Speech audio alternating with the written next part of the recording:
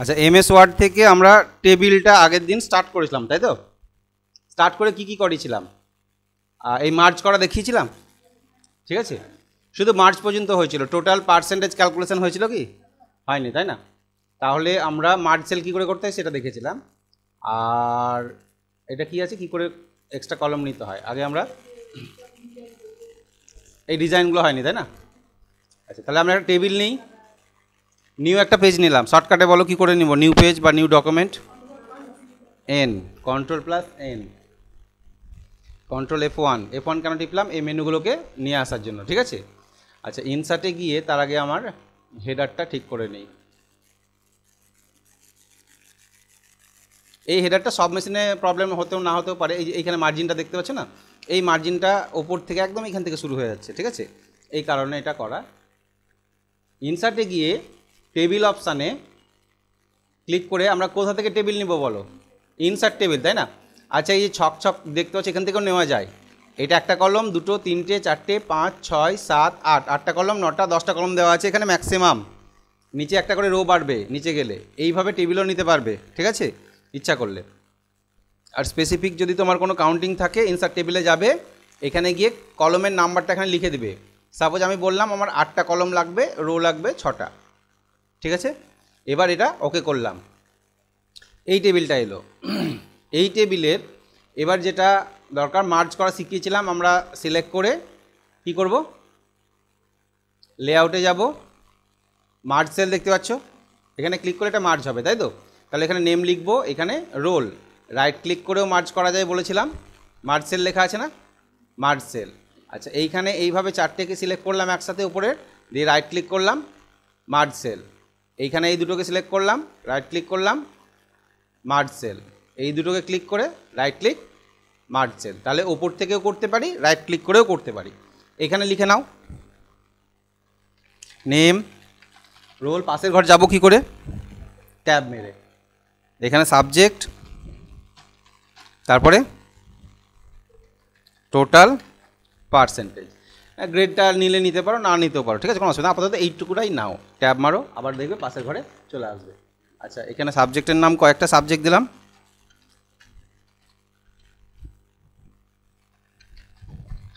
এই কয়েকটা সাবজেক্ট দিলাম, ঠিক আছে? সাবজেক্ট দিলে এবার আমি একটা জিনিস দেখতে পাচ্ছি যে লেখাগুলো সেলে ঠিকঠাক পজিশানে নেই। এইটাকে কী করে ঠিক করবে? পুরো টেবিলটা সিলেক্ট করবে একবারে, তাই তো? দিয়ে কোথায় ক্লিক করব?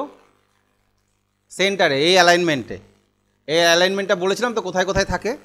আচ্ছা, তাহলে সেন্টারে ক্লিক করে নিলাম, পুরোপুরি সেন্টারে চলে এলো। এইখানে এই টেবিলের এইটাতে ক্লিক করা মানে পুরো টেবিলটাই সিলেক্ট হয়ে সবার অ্যালাইনমেন্ট এটা হয়ে গেল। অর্থাৎ তুমি যদি নেম এখানে লেখো, এখানে কোনো একজনের নাম লিখলে, ঠিক আছে? হ্যাঁ, কোনটা গো?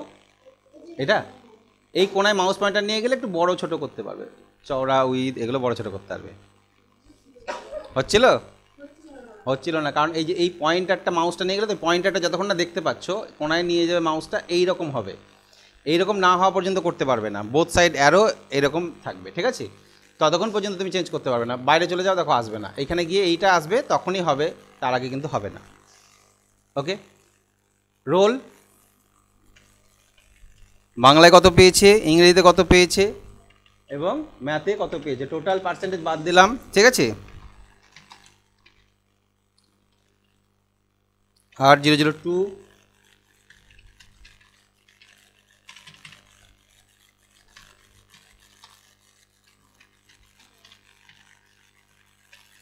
আর 003 আরেকটা নাম লিখলাম, ঠিক আছে? আর 004 মার্কস এখানে দাও। এবার নিচের রো কী করে আসবে? আরেকজনের এন্ট্রি করব, আমি ট্যাব মারছি, শেষ হয়ে গেল। এবার যদি ট্যাব মারি, অটোমেটিক একটা রো চলে আসবে। দেখো, নিচে রো বাড়ানোর জন্য তোমাকে কিছু করতে হবে না, ট্যাব মারতে মারতে যাবে, শেষ হয়ে গেলে অটোমেটিক রো নিচে চলে আসবে, ঠিক আছে? তাহলে রো বাড়ানোর জন্য কোনো চিন্তা নেই, রো অটোমেটিক্যালি চলে আসে। সমস্যা হয় কোথায়? সমস্যা হয় যেটা, সেটা হচ্ছে আমাদের কলম নেওয়ার জন্য। এক্সট্রা কলম কি করে আমি নেব? আমার এখানে নেম, রোল, আমি আর একটা কী নিতে ভুলে গেছি, ক্লাস নিতে ভুলে গেছি। তাহলে ক্লাসের কলমটা ঢোকাতে হবে। টোটাল পার্সেন্টেজ আছে, গ্রেড নিতে পারিনি, গ্রেডের কলমটা ঢোকাতে হবে। তাহলে টেবিলে নতুন করে তুমি কলম এক্সট্রা কী করে ঢোকাবে? বা কোনো জায়গায় রো রো যদি মনে হয় যে তোমার মনে হলো অঞ্জু এবং সুমনার মাঝখানে একজনকে ঢোকাবো, লেখা হয়ে গেছে, তাহলে কি করে এটাকে মাঝখানে ঢোকাবে? উপায় বলো, উপায় কি করে ঢোকাবো? এইখানে অঞ্জু এবং সুমনার মাঝখানে একজনকে ঢোকাবে রো।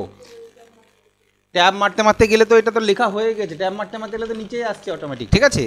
রো যতক্ষণ আছে নিচেই থাকবে। রো না থাকলে অটোমেটিক্যালি ট্যাব তোমাকে দিয়ে দেবে একটা রো, ঠিক আছে? রো না থাকলে দিয়ে দেবে, কিন্তু মাঝখানে ঢোকাতে গেলে কী করে করতে, তখন আমাদেরকে এই অপশানটা শিখতে হবে যে কী করে আমরা একটা টেবিলে নতুন করে রো কলম ঢোকাতে পারি, ঠিক আছে? এইখানে দেখো, how to insert row or column in an existing table. অর্থাৎ একটা টেবিল তুমি তৈরি করেছো, সেই টেবিলে নতুন করে আবার একটা রো অথবা কলম কী করে ঢোকাবে, তাই তো? স্টেপটা ফলো করো। বলা হয়েছে set the cursor in particular position, অর্থাৎ ওই টেবিলের নির্দিষ্ট জায়গায় কার্সারটাকে রাখো। কার্সার বোঝো তো, যেটা ব্লিঙ্ক করে। কার্সারটা কেন রাখতে বলছি, কারণ যেখানে রাখবে সেটার উপর ডিপেন্ড করে রো কলম ইনসার্ট করতে পারবে। লেআউট ট্যাবের মধ্যে যাবে, ওখানে গিয়ে ইনসার্ট লেফট, ইনসার্ট রাইট, এই দুটো অপশান পাবে যদি তুমি কলম ইনসার্ট করতে চাও। কারণ কলম হচ্ছে লেফটে অথবা রাইটে ইনসার্ট হয়। দেখো এই টেবিলটা ফলো করো, আমি যদি এইখানে থাকি, এই কলমটাতে থাকি, তাহলে এর হয় বাম সাইডে কিংবা ডান সাইডে, এই দুটো সাইডেই কলম ঢুকতে পারে, তাই না? কিন্তু রো কি হয়, কোনো একটা রোয়ে যদি থাকো তুমি, এই রোয়ে যদি থাকো, এই রোয়ের হয় উপরে ঢুকাতে পারবা কিংবা নিচে ঢুকাতে পারবা। তাহলে কলমের ক্ষেত্রে হয় ইনসার্ট লেফট রাইট, আর রোয়ের ক্ষেত্রে হয় অ্যাবোভ বিলো। ওকে, তাহলে ওই লেআউট ট্যাবের মধ্যেই পেয়ে যাবা অপশানটা, লেফট রাইটটাকেও পেয়ে যাবা, আর যদি রো ইনসার্ট করতে চাও অ্যাবোভ বিলোটাকেও পেয়ে যাবা। কোথায় আছে দেখে নাও, কোথায় আছে? এই লেআউট ট্যাবের ভিতরে, এই দেখো পাশে, এই যে মার্জ সেল স্প্লিট সেল করছিলে এর পাশেই দেখো লেখা আছে ইনসার্ট অ্যাবোভ। এই চিহ্নটা দেখতে পাচ্ছ, আইকনটা।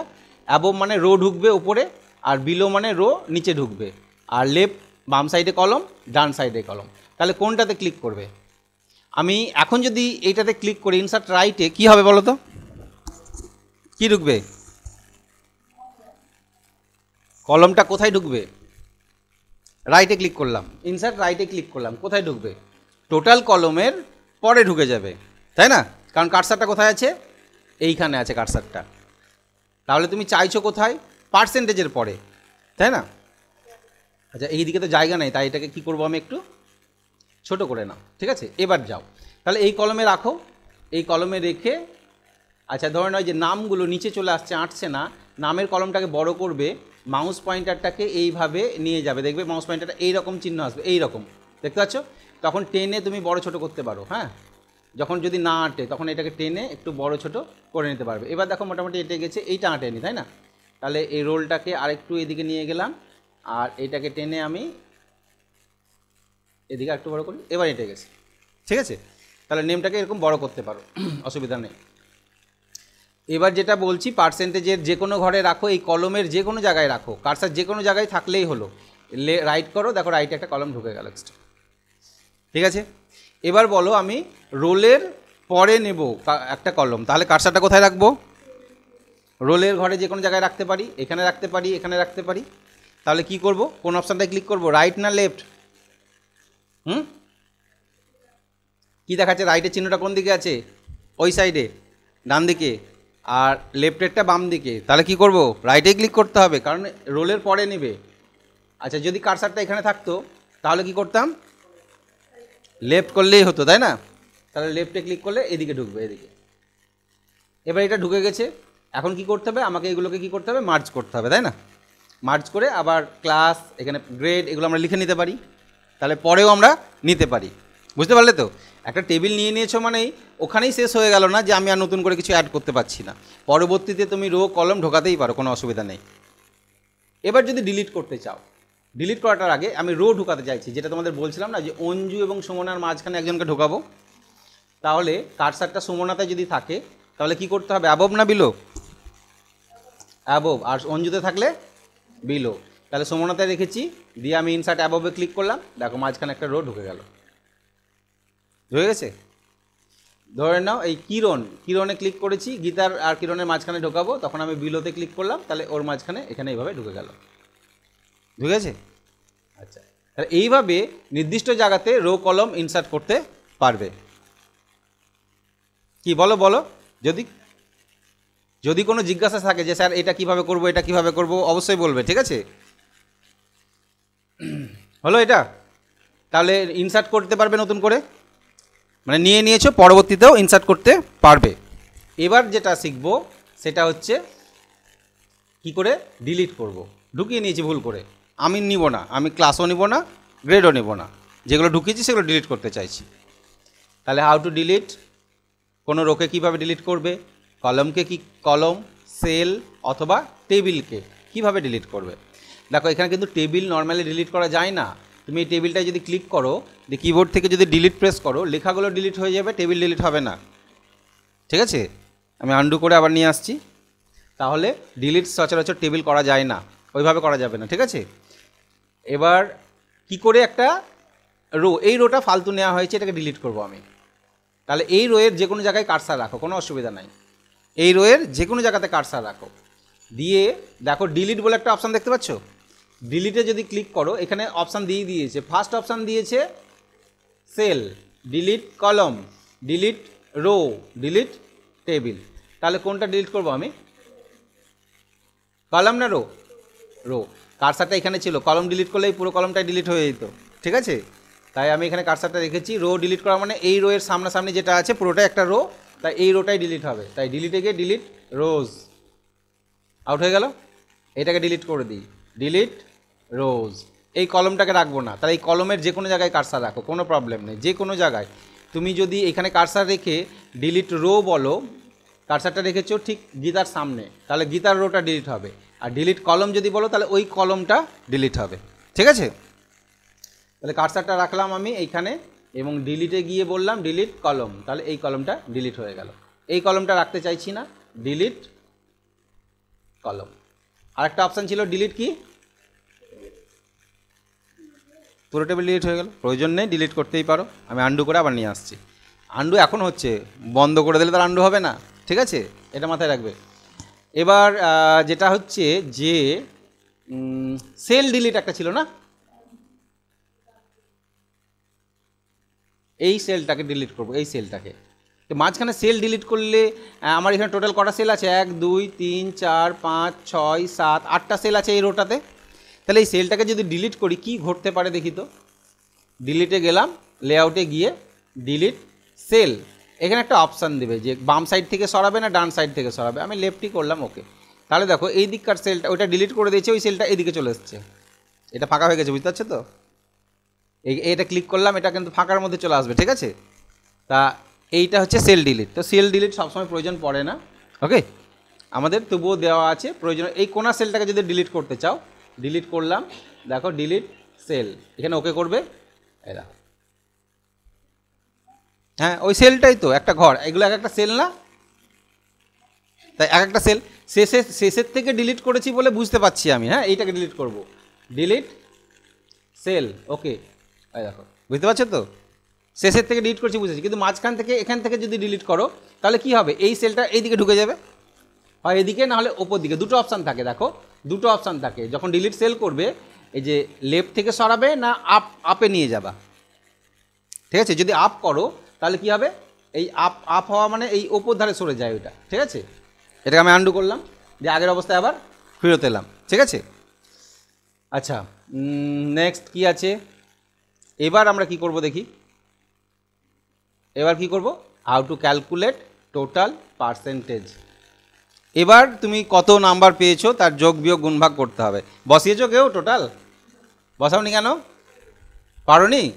যোগ করতেও জানো না, ওটা করোনি, বলেছিলাম তাই করোনি, কিন্তু বসাতে তো পারতে।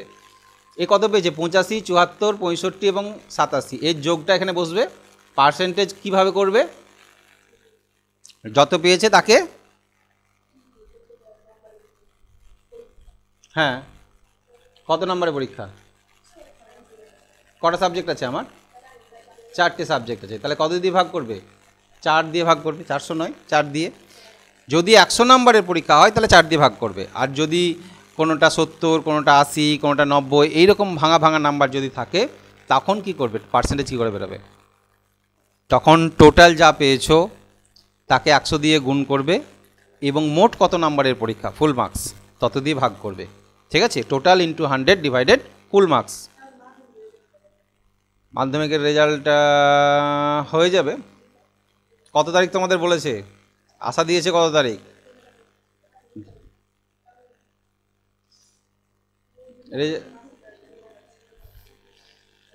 এখন একটু চাপে আছে, তো চাপে আছে মানে বিভিন্ন রকম চাপে আছে, আশা করি রেজাল্ট হয়ে যাবে, ঠিক আছে? হ্যাঁ আচ্ছা, টোটালটা বার করি, কি করে বার করব দেখো। তাহলে টোটাল বার করতে গেলে এখানে আমি কি লিখেছি একবার ফলো করবে। Set the cursor in particular cell, ঠিক আছে, হোয়ার ডিসপ্লে রেজাল্ট, যেখানে রেজাল্টটা ডিসপ্লে করবে সেইখানে কার্সারটাকে আগে রাখো। প্রথমেই কিবোর্ড থেকে একটা সুইচ টিপবে যেটার নাম হচ্ছে কন্ট্রোল এবং F9। F9টা কোথায় থাকে? কিবোর্ডের ওপরে F1 F2 F12 পর্যন্ত আছে, দেখবা এরকম দ্বিতীয় বন্ধনী ওপেন এবং ক্লোজ চলে আসবে একটা। ওই দ্বিতীয় বন্ধনীর ভিতরেই প্রথমে কি চিহ্ন দিবে? সমান চিহ্ন কিন্তু দিতে হবে প্রথমে। তারপরে যাকে যোগ করতে চাইছো সেই সংখ্যাগুলো বসিয়ে দাও প্লাস প্লাস দিয়ে, ঠিক আছে? দিয়ে কিবোর্ড থেকে শুধু কি টিপবে? F9 টিপবে। প্রথমে কন্ট্রোল F9 তারপরে F9, তাহলেই যোগ হবে। দেখি হচ্ছে কি না। এখানে কার্সার রাখলাম, কিবোর্ডে কন্ট্রোল প্রেস করে F9টাকে টিপলাম, দ্বিতীয় বন্ধনী ওপেন ক্লোজ এসছে। এবার কি চিহ্ন বসাতে হবে? সমান দিবে। যোগ সংখ্যাগুলো বলো কত আছে? 85 যোগ 74 প্লাস 65 প্লাস 87, এই লেখাটা হয়ে গেল। এবার কিবোর্ড থেকে শুধু F9 টিপি। আমি ভুল করে F10 টিপে দিয়েছিলাম, ঠিক আছে? আসছে।